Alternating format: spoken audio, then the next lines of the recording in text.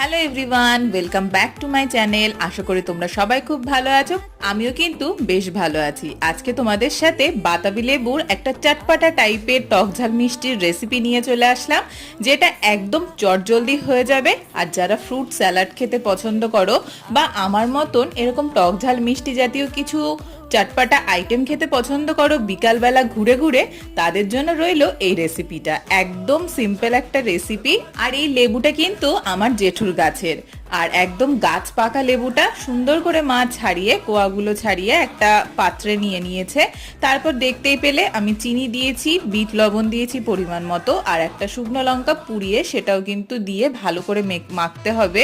আর দিয়েছিলাম লেবু পাতা, আর কিন্তু কিছুই নয়। এগুলো দিয়ে ভালো করে সুন্দর করে মেখে নিয়ে পরিবেশন করো এরকম একটা বাটির মধ্যে, আর সাইডে দুটো লেবু পাতা দিয়ে দাও, খেতে জাস্ট জমে যাবে। জানিও কেমন লাগলো। টাটা।